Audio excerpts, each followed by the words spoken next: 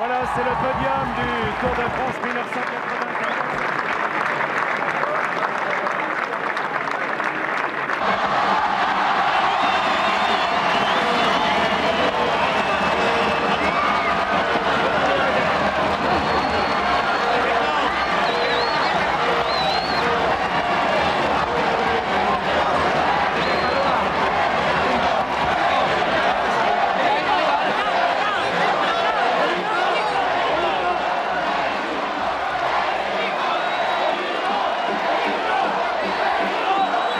¿Tenías miedo de no acostumbrarte a no volver a oír eso de perico, perico? Todavía no. Todavía no, todavía no. Todavía no me he acostumbrado porque me lo siguen diciendo. O sea, como sigo montando en bici, cuando paso, el otro día pasé por aquí, por un pueblecito de Segovia, y empezaron Indurain, Indurain, Indurain. Y al rato dice uno, anda, pero si es perico. Y empezaron, perico, perico. O sea que todavía sigo. Perico todavía sigue existiendo en el día de hoy. Eso de no subir al podio en París, ¿no le da mucha envidia? Yo ya los últimos años no subía.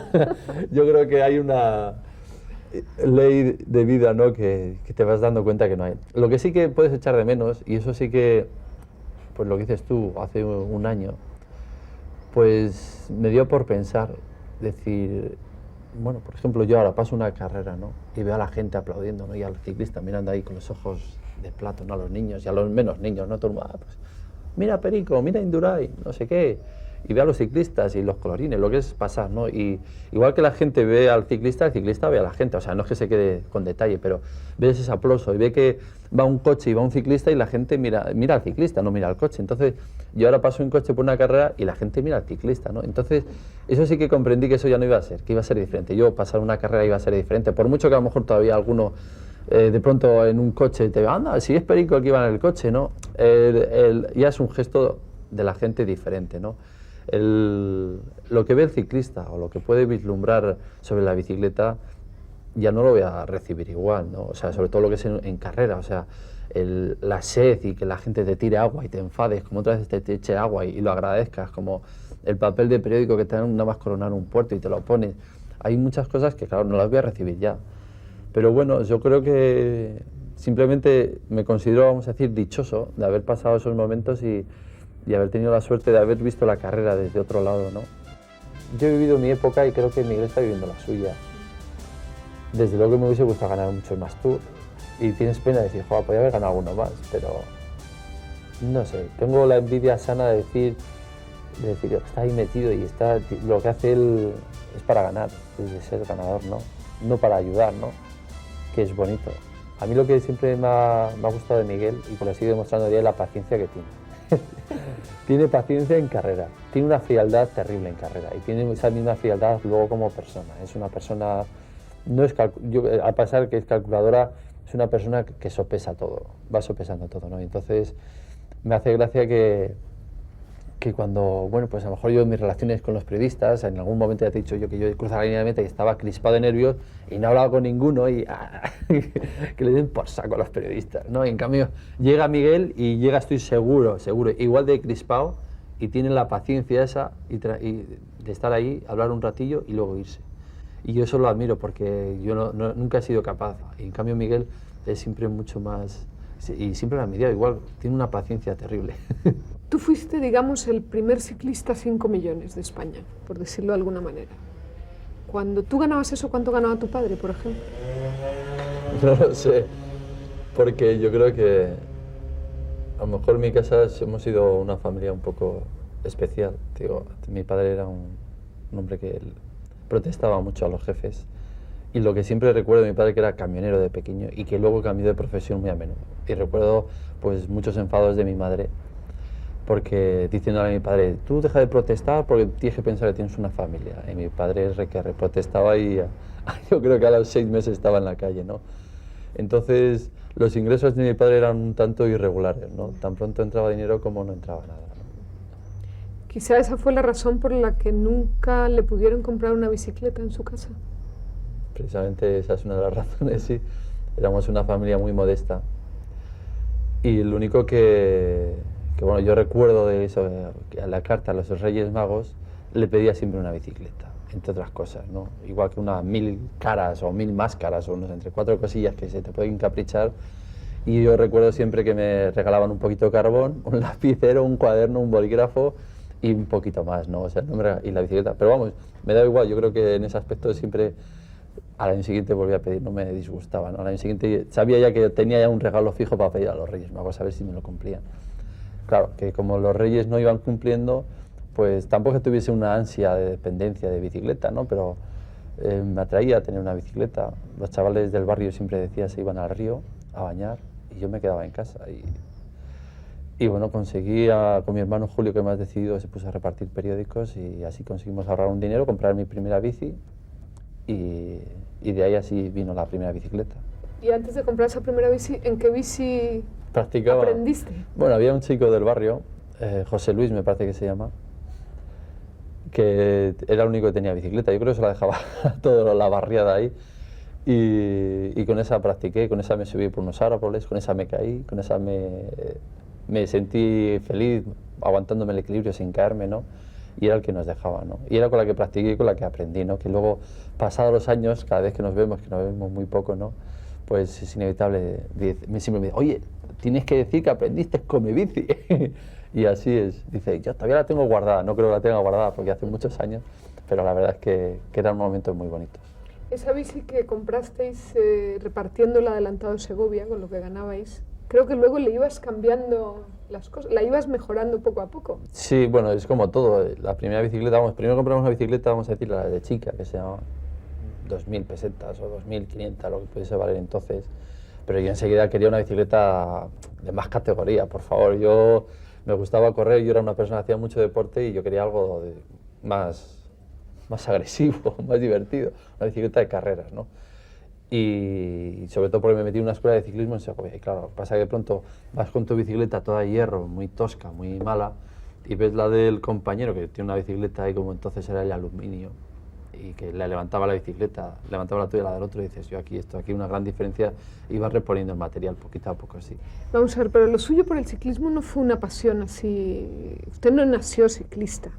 No, o sea, yo creo que como todos, igual que hoy en día la gente le da pues por querer tener una moto, ahora casi la gente joven quiere tener ya un coche, va más, ¿no?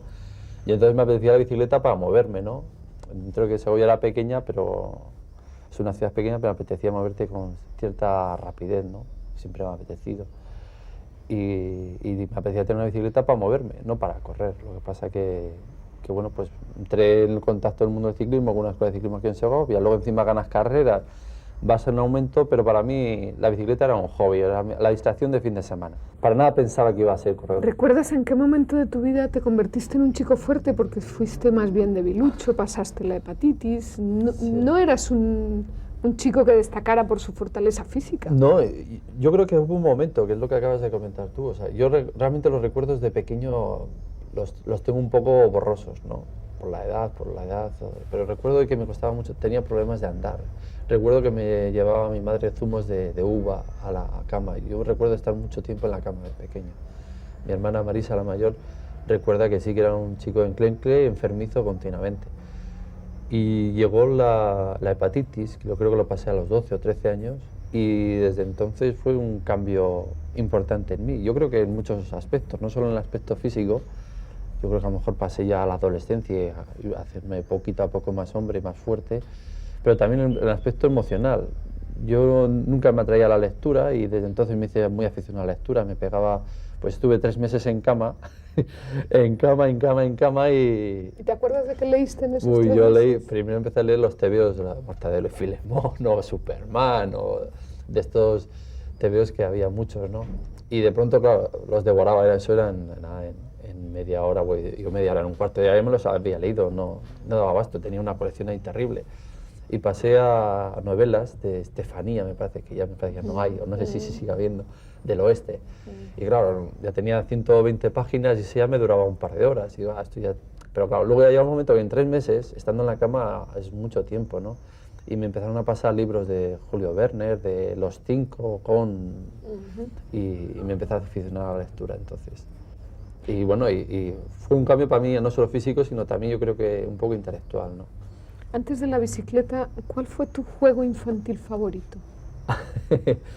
Mi juego infantil favorito, bueno, yo recuerdo, y eso siempre lo hemos dicho en casa, de estar en la cocina y yo recuerdo de jugar con una especie de soldaditos o cosas así que venían, una especie de tirilla de plástico y me hacía mis pequeños, yo me iba a un rincón de la cocina donde estábamos todos y ahí me hacía yo mis historias, mis aventuras, mis batallitas, mis luchas. Y no, ¿Hablabas solo? no hablaba solo, yo era callado, yo recuerdo siempre muy callado y creo que es así, porque decía mi madre que cuando yo estaba en la cocina parecía que no había nadie, o sea que estaba solo ahí. O sea, que tú estabas Yo pensando estaba, que este sí. tenía que matar a este y este... Sí, o que era una emboscada o una cosa de estas, ¿no? Y recuerdo que siempre he sido una persona, porque luego más adelante siempre he tenido esa conciencia, que me concentro fácilmente, o sea, puede haber mucho barullo a mi alrededor que me aíslo fácilmente y me centro mucho en lo que estoy haciendo en ese momento. A ver, ¿qué era eso fundamental en su familia, en su casa? ¿Qué era eso que repetían siempre los padres? No sé. Aquí no se puede mentir, o aquí no se puede... ¿Hay algo que recuerdes como...? No sé. Hombre, yo si quieres que recuerde como algo muy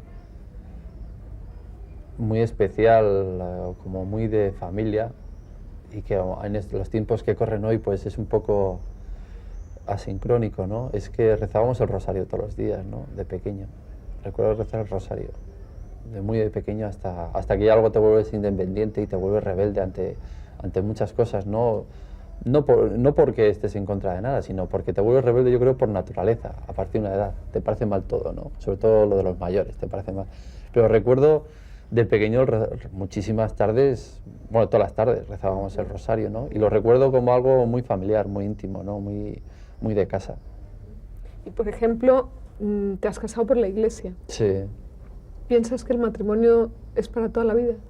Yo pienso que el matrimonio es para toda la vida, ¿no? Para lo bueno y para lo malo. Y el hecho de casarme por la iglesia, si acaso a lo mejor yo creo que sin llegar al tema religioso, profundizar en el tema religioso, considero que el hecho de que una mujer y un hombre se unan, pues es suficientemente serio e importante como para hacerlo, demostrarlo incluso de que lo tuyo va muy en serio, ¿no? Entonces a mí la iglesia me parece algo muy serio y me casé por la iglesia, aparte de que, bueno, pues pueda comulgar con muchas ideas, como con otras no comulgue, ¿no? Como muchísima gente con el tema de la iglesia, pero creo que es una cosa seria, suficientemente como para un acto como si una boda, pues se haga por la iglesia. Tienes, por ejemplo, en ese tipo de temas, que hay división entre los católicos. ¿Estás a favor del aborto? Bueno, estamos ahora aquí haciendo una entrevista y entonces creo que las circunstancias hay que examinarlas desde el punto de vista personal de individualmente.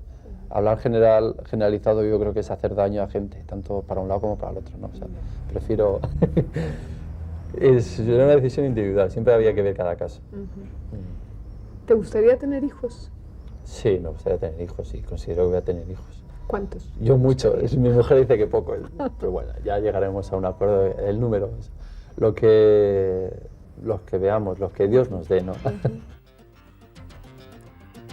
Tuvo la apostólica tentación de estudiar ATS para ayudar a otros y en un flash cambió de vocación y se dedicó a medir sobre 2 ruedas todos los caminos que llevaban a un mundo más allá de Segovia. De pequeño fue un niño súper limpio, de adolescente un corredor de bicicleta desaliñada y bullanguera. Descubrió pronto que el riesgo daba más alegrías que quitarlas y como su Dios le dio mucho sentido común, improvisaba casi siempre con acierto. Trepaba como nadie, pero lo escaso de su cuerpo no le ayudaba en las bajadas, así que decidió un buen día partirse la cara con el viento y lanzarse por delante del manillar para ser el más veloz. La palabra aerodinámica no estaba aún en su diccionario. Mezcló en sabia proporción libertad con disciplina y tuvo la suerte de que sus glorias y sus fracasos fueron los primeros en transmitirse en directo por la tele. ¿Usted es consciente de que con usted los españoles dejaron de dormir la siesta por ver la televisión? Me lo han recriminado muchas veces últimamente, ¿no? Me dicen, y ahora, con el momento que Miguel no gane el Tour, ¿quién nos va a quitar la siesta, no? Ahora, ¿cómo la recupero yo? Ya me había habituado. Sí, la verdad es que sí, porque no te das cuenta, ¿no? Cuando tú estás corriendo estás ajeno a todo ese mogollón, pero te das cuenta de lo que se vive dentro en tu país, cuando está pasando lo que, por ejemplo, el año pasado pasó con Miguel Indurain, que yo no estaba en Francia y estaba aquí en mi casa tranquilamente. ¿Y te enorgullece haber sentado a las mujeres delante de un televisor para ver ciclismo? Bueno, cuando uno corre no piensa en levantar pasiones ni nada, tú tratas de ganar. Lo único lo que dices tú, me enorgullece de haber movido mucha gente y haber calado en mucha gente a ver ciclismo, y en particular de ver a Pedro Delgado, ¿no? Eso me enorgullece. No el haberla sentado delante de un televisor, sino el que hayan disfrutado de los momentos tanto buenos como malos que les he podido ofrecer y que he pasado yo también igual. ¿Tú sigues pensando que en ciclismo es más rentable ir por libre? Porque tú ibas un poco por libre. Por libre... En la disciplina, digamos. No, yo creo que no hay que confundir un poco el carácter con la disciplina. O sea, yo creo que en ciclismo, como en todo, hay que trabajar, hay que entrenar, hay que ser disciplinado y hay que sufrir mucho, ¿no? Y luego en la carrera, bueno, pues siempre hay lo que te estaba comentando, hay una especie de tácticas, ¿no? Lo que pasa es que hay mucha gente que le dicen, esto es así, y se cierran en banda, no ven otros momentos, no ven otra situación de carrera. Y a mí siempre me gustaba improvisar, un poco a lo mejor por mi carácter juguetón, siempre veía la carrera de una manera, o teníamos que estaba la carrera siendo de una manera, y siempre tenía la sensación de inconformismo o rebeldía también, decir, ay, ¿por qué no puede ser de esta otra, no? Pero yo recuerdo en esa vuelta ciclista que usted ganó en Navacerrada, cuando nadie se lo esperaba, que todo el mundo, ese era el comentario de todo el mundo, pero ¿qué hace si él no es el que tiene que ganar la vuelta? De alguna manera fue claro, como tu gran acto de rebeldía, sí, el primero que te vimos así. Sí, no, lo que pasa es que la carrera siempre... También yo soy juguetón, pero la carrera siempre decimos que es un juguetona, ¿no? O sea, nunca sabes a quién le va a venir favorable. Normalmente se presume a quién le viene favorable, pero yo entonces ese día la carrera para nada la tenía favorable. ¿Y por qué decidiste quitarle la vuelta a Cabestany? Yo no se la decidí, no, a Cabestany no se la quité al pobre escocés Robert Millar, que el hombre era el líder. O sea, Pello en cierta manera, pues el que yo fuese escapador le interesaba porque así tenía que hacer trabajar al líder, pero como el líder en este caso no trabajó, pues no se la quité solo a Robert Millar, se la quité a Cabestany y se la quité al segundo que estaba en la general, que era Pacho Rodríguez, ¿no? Y me llevé yo la carrera, pero son circunstancias que no se dan normalmente, pero por eso digo yo creo que hay que arriesgar. Con él, los españoles han vivido entre la risa y el llanto. Ganó las 2 pruebas que hay que ganar y fue 1000 veces casi campeón. Cuantas más calamidades recogía, más incondicional era su público. Perdió un Tour por llegar tarde, y al otro no llegó porque murió su madre así, sin avisar. Y en aquel tuvo la culpa la clavícula, y en el otro la gastroenteritis. Solo en una cosa fue invencible, en sufrir al máximo y a cualquier precio para mantener en Unai a su afición. Fue un corazón rebosante, atado al esqueleto escuálido de una bicicleta casi espacial. Visto así, a simple vista, el ciclismo me parece muy injusto, porque son un montón de señores sufriendo para que uno sea campeón, porque en el ciclismo ser segundo o tercero ya no tiene...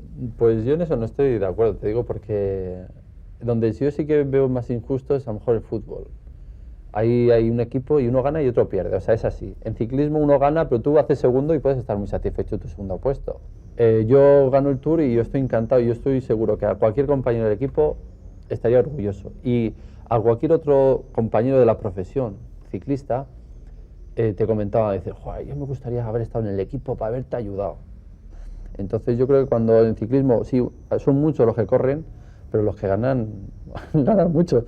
Unos dicen, jo, qué afortunado que he pinchado, porque así me he quitado el sofocón. Otros, pues porque he hecho segundo y he mejorado, porque veo que voy a mejor, ¿no?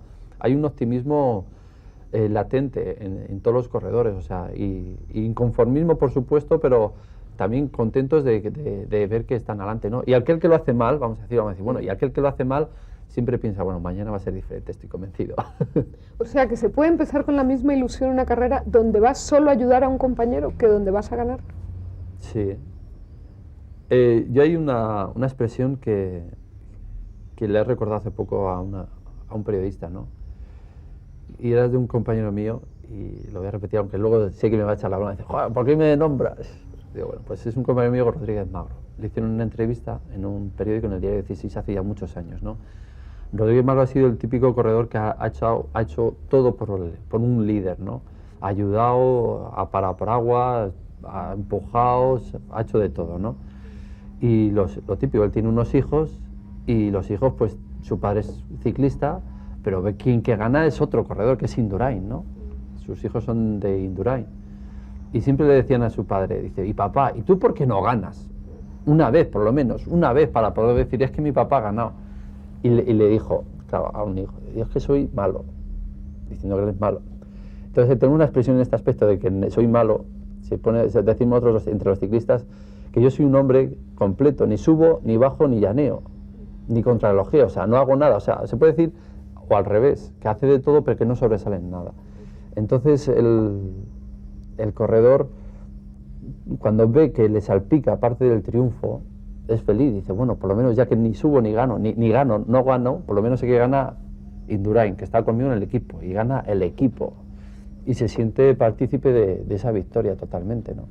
Durante el tiempo que usted corre el Tour, digamos que lo que está de moda es escalar, y es muy importante escalar. Ahora no, ahora es muy importante las contrarreloj. ¿Eso cómo se entiende? Entonces, cuando se acabe Indurain, ¿qué va a pasar? Bueno, hay ciclos en todo, ¿no? Igual que el ciclismo español ha tenido un ciclo muy flojo, luego ha habido un ciclo muy fuerte que empezó conmigo y se está culminando con Miguel, y vendrá un ciclo más, no más malo, sino más lógico dentro del deporte. Es muy difícil tener una figura del nivel de Miguel. Igual que en Italia han pasado sus ciclos, ahora el ciclismo de moda a nivel mundial es el italiano, y antes el italiano no era, con la época que era el español. Yo creo que el ciclismo, la moda colombiana volverá, o sea, es lógico, y además por la forma de correr de los colombianos y el interés, que cada vez hay más interés en las montañas, los colombianos volverán. Lo que pasa, yo creo que volverá otro tipo de corredor, como yo te he dicho, mucho más medidor, menos rompiendo la carrera sin ton ni son, ¿no? Serán corredores que, como se van a mover como tan calculadores, que a lo mejor van a perder esa personalidad que siempre han tenido dentro del ciclismo, ¿no? El sufrimiento. Explícame un poco eso del sufrimiento en el ciclismo, porque según los ciclistas, cuanto más se sufre es cuando mejor se está físicamente. Yo eso no lo entiendo muy bien. Bueno, es muy sencillo. Yo soy ciclista y no quiero tampoco ni desmitificar el sufrimiento del ciclista, pero considero que en un día, el esfuerzo de un día se sufre, pero se puede aguantar relativamente bien. Creo que hay deportes como puede ser natación, atletismo o boxeo, por ejemplo, que son mucho más duros y de más sufrimiento que el ciclismo. Pero claro, el ciclismo, que te juntas con 3 semanas de competición, son muchos días, y en muchos días estás expuesto a cualquier percance.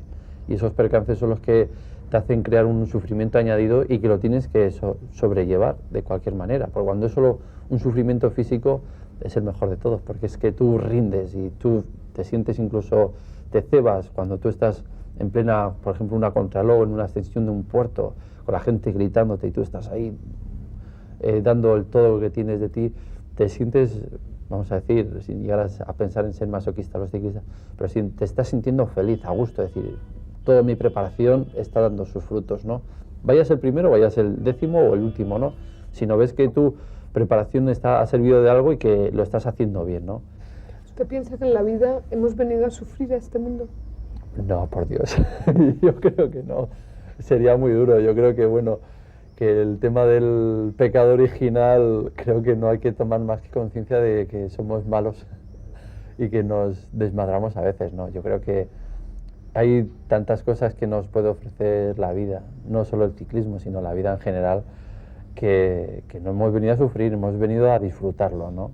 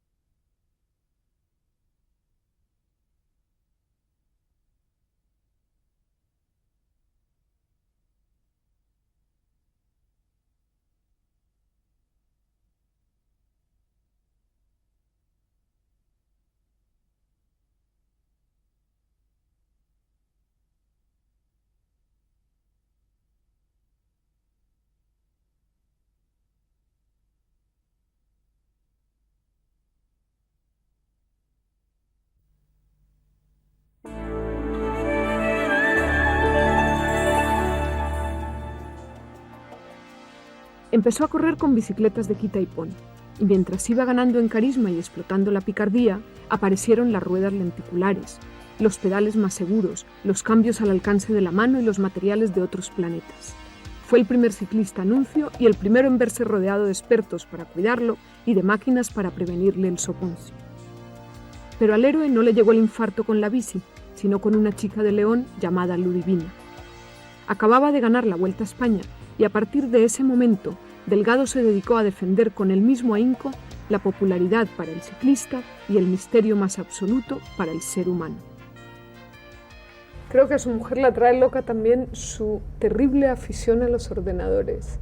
Sí. ¿Cómo es que un hombre de acción le puede gustar estar delante de un ordenador? La tengo quemada. Bueno, me gustan siempre las maquinitas, o sea, no ya solo los ordenadores, sino desde siempre las maquinitas, como estamos hablando de los pulsómetros, los relojes, estos así, me gustan todos los que son maquinitas. Entonces, con la época esta que estábamos viviendo los últimos años, los ordenadores y sobre todo los ordenadores portátiles que los puedes llevar a cualquier lado, me encantan. O sea, lo que menos hago es jugar a los juegos que venden, ¿no? Lo que me gusta es jugar con los programas que vienen incorporados o con los juegos que vas consiguiendo. Me apetece ver cómo funcionan, cómo por dentro. O sea, como la bicicleta, me gustaba desarmarla, aunque la llevase toda sucia, pero eso sí, engrasada siempre estaba, ¿no? Entonces, con esto de los ordenadores y eso me encanta. Entonces, pues mi mujer se enfada porque, claro, entre que siempre estás poco tiempo en casa y poco tiempo estás en casa, me enrollo ahí con una máquina y la dejo ahí al lado, pues se queja y con razón, la verdad. Hablando de tu mujer, solo una pregunta. ¿Cómo ha conseguido un hombre tan extrovertido como tú, tan abierto, mantener su intimidad en el misterio absoluto? No, eso no es verdad, pero bueno. Casi. Bueno, primero yo creo que en eso siempre tiene que haber dos partes, ¿no? Tiene que ser ella que lo desee y luego que yo también lo desee. Porque yo siempre me ha gustado distinguir a dos personas. Yo sé que cuando salgo fuera de casa es inevitable, ¿no? Pero bueno, yo soy, por un lado, Perico Delgado, por decir el nombre como corredor ciclista, y por otro lado soy Pedro Delgado, la persona. Y siempre he tratado de respetar las dos personas, ¿no? En este caso, pues bueno, mi mujer, como siempre ha sido también en ese aspecto de la misma idea, ella siempre dice, tú eres el protagonista, yo no soy nada, yo soy contigo y yo quien quiero es a Pedro Delgado, que además cuando nos conocimos para nada sabía ni que era yo ciclista. Entonces, todo sucede que, bueno, pues hemos hecho pues ese desdoblez y aunque, bueno, en cierta manera siempre se conoce a mi mujer, pero muy poco, porque lo hemos buscado los dos, lo hemos deseado para cuando estemos los dos tener nuestra intimidad y sentirnos felices pues, con nuestras cosas y mantener lo que uno quiere, ¿no? Esa tranquilidad que te da la casa, ¿no? Yo me considero una persona muy casera y entonces el estar en casa a mí me da mucha tranquilidad y mis cosas me da paz y es lo que busco siempre. ¿Cómo es eso de que su mujer no sabía que usted era ciclista? Si la conoció hace, no sé, 10 años como sí, mucho. 10 años además, sí. Ahora, en el 85, además acaba de ganar la Vuelta a España. Bueno, sí. Yo lo que siempre me acuerdo que ella me decía, porque bueno, fueron unas circunstancias, ¿no? Que estaba yo además algo del ciclismo y la gente venía a pedirme autógrafos y no sabía quién era. Y yo, ¿tú quién eres? No sé qué, pues soy Pedro Delgado. ¿Y quién es? Un ciclista. ¿Qué has hecho? Dice, no, que he ganado la Vuelta a España este año. Ah, pero una que, como si lo hubiese digo, que he ganado una carrera ciclista aquí en Segovia, vamos, porque en Segovia era España, ¿no? Y ella me comentaba siempre de que, bueno, claro, se le ha sido culpa mía. Ponía la tele y a lo mejor lo típico, hay fútbol, pues cambia al segundo canal, pum, ciclismo, pum, apagaba la tele, o sea, no soportaba ver deporte, o por lo menos los deportes como más conocidos en nuestra vida, ¿no? Entonces el ciclismo era de los deportes de, ¡joder, qué rollo ciclismo, fuera! Perico, hay un momento de tu vida que quiero comentar con todo el respeto.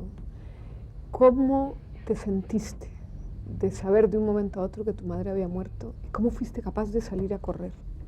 Cuando vino la noticia de mi madre, pues ya te he comentado también que las cosas que se desmadran, lo que se rompe un poco tu intimidad, lo que está muy próximo a ti, trato de protegerme de ello, porque me considero vulnerable y trato de protegerme de ello. Entonces, hablando, cuando recibo la noticia, pues claro, es un palo enorme, porque la circunstancia que hacía 2 días que había hablado con mi madre, que estaba preparando el viaje para ir a París y todo iba todo bien, entonces fue una muerte repentina, inesperada.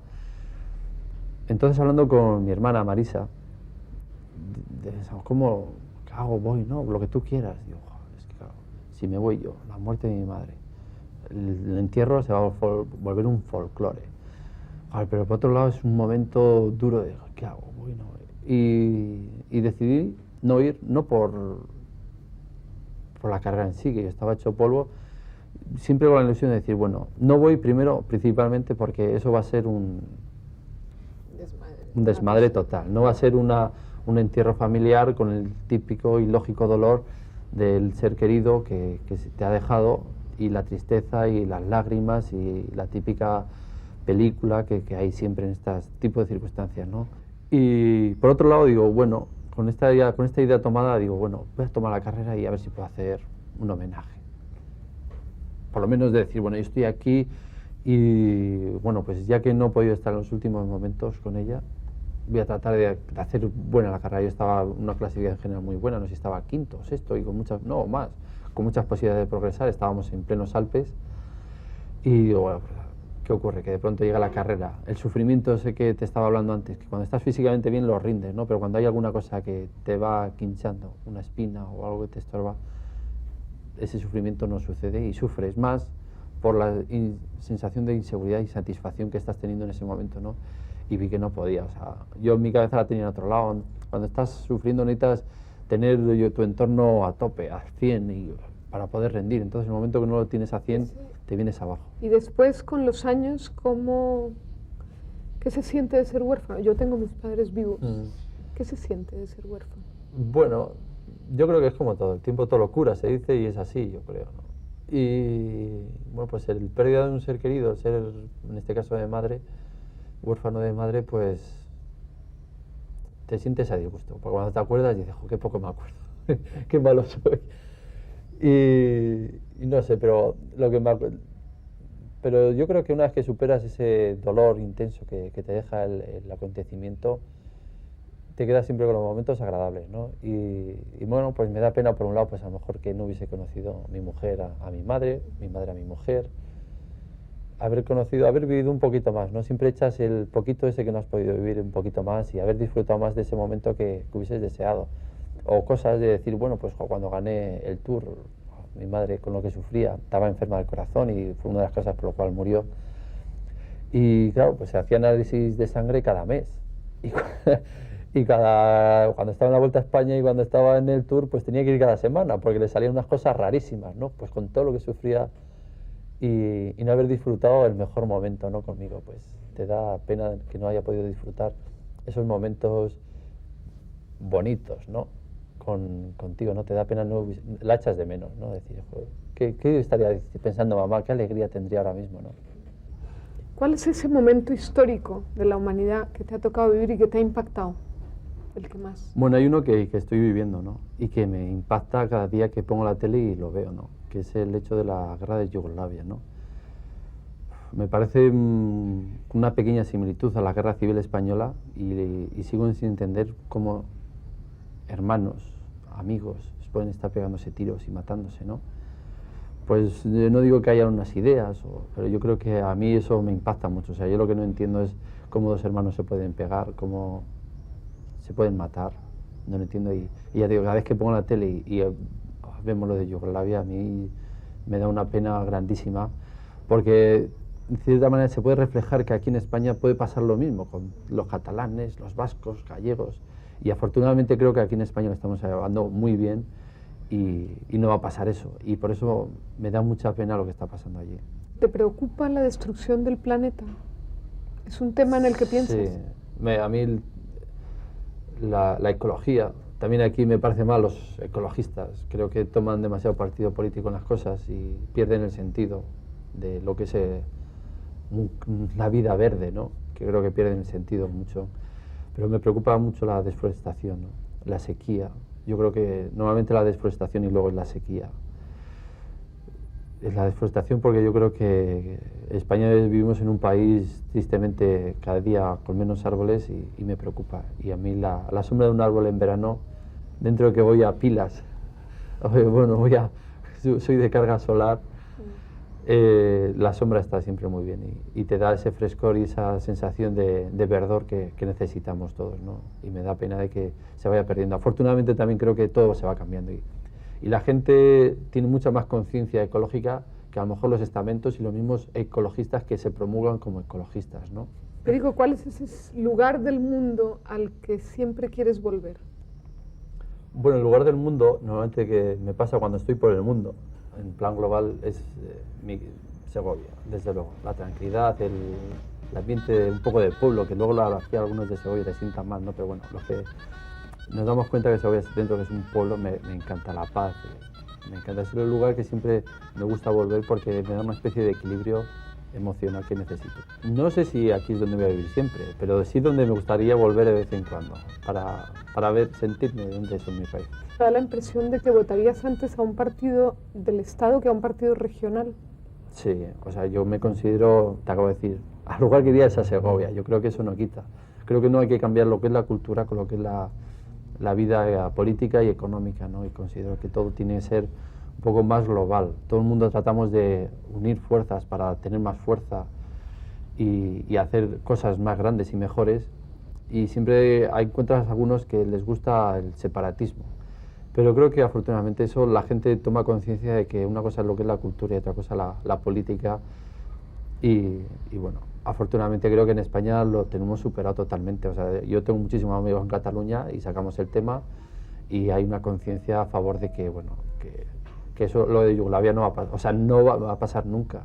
Pues esperemos. O sea, yo estoy convencido y ellos también. Tengo amigos vascos, amigos gallegos y todos piensan lo mismo, ¿no? Simplemente cada uno quiere un poco su identidad, que no se la quiten. Y yo creo que la identidad a nadie se la quitan si la tiene.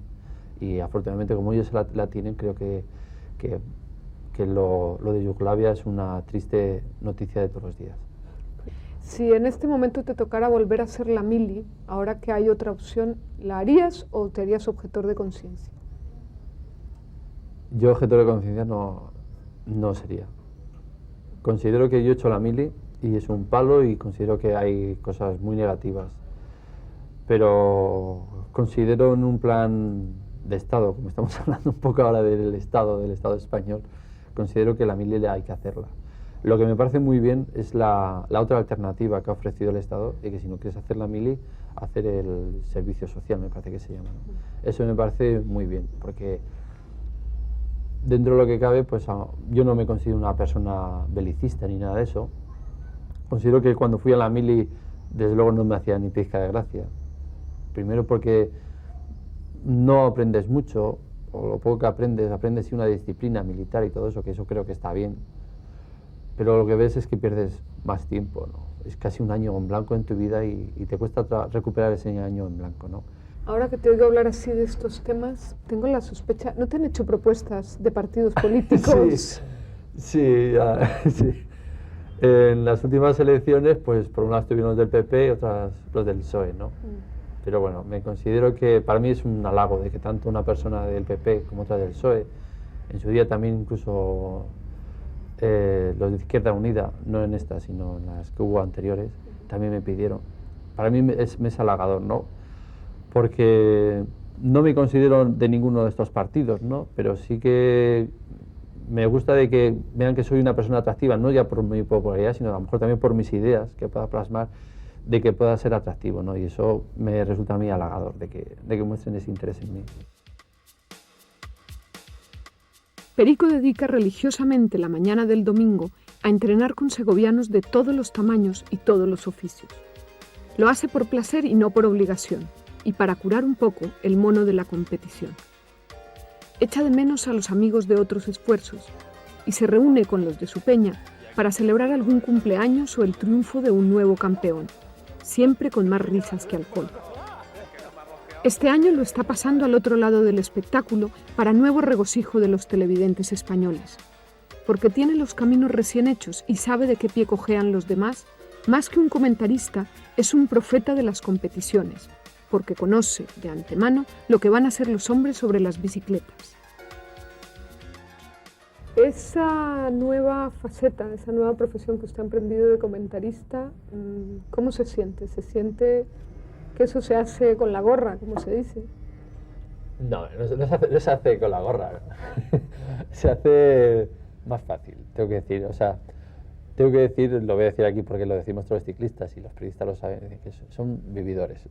Como los perdones, yo ahora soy vividor, ¿no? Pero el ser vividor cuesta mucho trabajo, o sea, no es nada fácil, porque primero estás como los ciclistas moviéndote de un lado a otro y luego encima tienes que opinar y lo que estás opinando lo está viendo la gente, ¿no? Porque el ciclista lo hace bien o mal, pero bueno, físicamente ha andado bien o no, pero tú lo que estás diciendo en cierta manera está sentando cátedra en ese momento, no es que él mañana no pueda rectificar, pero bueno, un fallo es muy importante. En el deporte el fallo se le puede admitir o no, pero un fallo de un comentarista en este caso es mucho más fuerte. Y como digo yo, tienes que estar hablando tanto y tanto tiempo que claro, cuando hablas mucho patinas mucho, cometes muchos fallos, ¿no? Y me doy cuenta de la problemática. Luego hay otros problemas, el típico que siempre me comenta mucho Pedro González, que vamos a buscar un corredor para hacer la entrevista y no viene. Y me dice, ¿ves? Tú haces lo mismo. Tú me hacías lo mismo muchas veces, para que te des cuenta lo mal que sabe. Y sí, bueno, te das cuenta de que es un mal trago, porque para el periodista está queriéndolo hacer lo mejor posible y encima cuenta con la, a veces, incomprensión del deportista. Y tiene que estar dando la cara en la tele y tratar de quitar hierro y estar pensando otra cosa. O sea, es una dureza diferente. O sea, que estás siendo víctima de tu propio invento. Estoy siendo víctima de mi propio invento. Pero bueno, yo en este caso todavía sigo diciendo esto. Todavía me considero muy ciclista y digo, no, es que lógico, tienen que irse, es que están hechos polvo. Y me dice, pero ¿y cómo llenamos estos momentos? Hay que decir, hay que hablar, la gente quiere hablar o escuchar al protagonista y tenemos que casi, no obligarle, pero traerle casi a la fuerza, ¿no? Yo he hablado con aficionados que están encantados con tus comentarios porque dicen que te lo sabes todo de antemano, o sea, que ya Sí. sabes lo que va a pasar. Hay un fallo, espera, perdona que te corte. Y bueno, pues hay un fallo que me gustaría remediar, ¿no? Es que todos utilizamos una especie de algo para enganchar, el hilo, ¿no? latiguillo. El latiguillo, exacto. Tengo varios latiguillos y me lo dice. Incluso ha habido hace poco un señor que me escribió una carta sin quererme ofender, que además lo entendí, que no me quería ofender, diciendo expresiones, ¿no? Y claro, una de las cosas que me gustaría evitar son los latiguillos, pero no lo puedo evitar. ¿Cuáles quieres evitar? No lo sé, si es que me sale igual que aquí en esta entrevista, me salen latiguillos y no me doy cuenta. Luego cuando veo la entrevista es cuando me doy cuenta, digo, Pedro, tienes que ser mejor, tienes que hacer esto, no tienes que repetir tanto esto, ¿no? Y luego otra cosa que dicen que todavía no se te da muy bien son las entrevistas. ¿Tú Bueno, qué piensas? La entrevista, o sea, yo me dicen, hazte 100 kilómetros o ponte ahora en el lugar tuyo y yo prefiero hacer 100 kilómetros en la bicicleta, aunque haya dos puertos. Yo prefiero estar aquí. Fíjate, por eso cada uno hemos nacido de momento para lo que valemos, ¿no? A mí las preguntas me cuestan un montón de trabajo. A veces me cuesta trabajo trasladarme como si fuese un espectador más que desconoce el ciclismo, ¿no? Y me cuesta trabajo. Son las dos cosas que me gustaría y espero pues de aquí a un tiempo corregir. Sí. Si tú fueras Televisión Española, ¿volverías a contratar a Perico Delgado para la próxima temporada? Hombre, claro, y le pagaría mucho más. Claro que sí. Sí, porque, bueno, considero que afortunadamente hay una política ahora en el deporte, ¿no? El deporte creo que llena muchísimas páginas, muchísimo tiempo en la mente de la gente, ¿no? No vamos a hablar ya solo de ciclismo, sino de fútbol, de cualquier otro deporte, ¿no? Y creo que es una política acertada la de coger distintos deportistas señalados de ese deporte para que hable de ese deporte. ¿Por qué? Pues porque va a hablar de una manera como más consecuente. Ha vivido primero las dos caras. Primero ha vivido como deportista y luego ha vivido como periodista.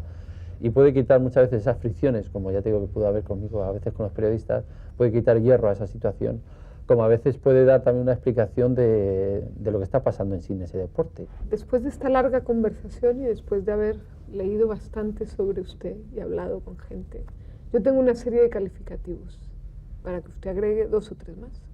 A ver. Imprevisible, Sí. arrollador, No, no, malicioso, pícaro. poco pícaro, Más que malicioso me considero pícaro. pero también ingenuo, Sí, también. Me las meten cuadras. charachero, Sí, me gusta charlar, por charlar, de nada, pero charlar. avispado, intuitivo, Sí, me lo considero también yo. malgeniado. Sí, tengo mal genio a veces, sí. ¿Y usted qué agregaría? Muchas cosas, ninguna más, no sé, hay cosas. En una entrevista yo creo que siempre lo único que quiero es seguir mostrándome a mí mismo, ¿no? Me considero muy sincero, me considero una persona sincera, ¿no? Y amistosa. Me gusta la amistad mucho y lo que pasa es que dentro de que a Pedro Delgado siempre tiene muchos amigos, también se le pegan muchos amigos, ¿no? pero me gusta siempre vislumbrar quién es el pegote y quién es el amigo que viene bien y quién es el amigo para siempre, ¿no? 13 años de corredor profesional, para usted el 13 es un número de suerte. Pues el año que me rompí la clavícula, aunque estemos repitiendo siempre, no, he llevado el número 13 y salimos de ese tour y me dijeron, joder, el 13, mala suerte vas a tener. Y yo, no, nada más salir me caí. Ya. Y no me volví a caer, la siguiente caída fue la de la rotura clavícula. O sea, no soy supersticioso con los números ni con muchas cosas. O sea, no me considero una persona supersticiosa, pero en este caso el 13 ha sido bueno para mí. ¿Cómo prefieres que te describan? O sea, ¿como el mejor ciclista de la década de los 80 o como el ciclista que llegó más hondo al corazón de los españoles? ¿Que cómo me gustaría a mí? Me gustaría que fuese reconocido como el mejor, pero bueno, no me considero el mejor. Creo que la realidad es que soy el corredor que más hondo he llegado, o más he transgredido un poco las pantallas al corazón de la gente, ¿no? Y les he hecho sufrir, alegrarse, llorar, reír y todo con los años 80 que han sido mis mejores años de ciclismo, ¿no? Porque el mejor, yo nunca me considero el mejor, así que por lo tanto, no sé, me gustaría que fuese recordado, creo que voy a ser recordado siempre por las dos. Vamos a ver, ahora que ya estás en la historia, al lado de Ocaña, de Bahamonte, ya estás. Qué pena, que parece que en la historia Te suena fatal eso. suena fatal. Me hace más gracia que me hayan jubilado, me hace mucha más gracia que estoy jubilado.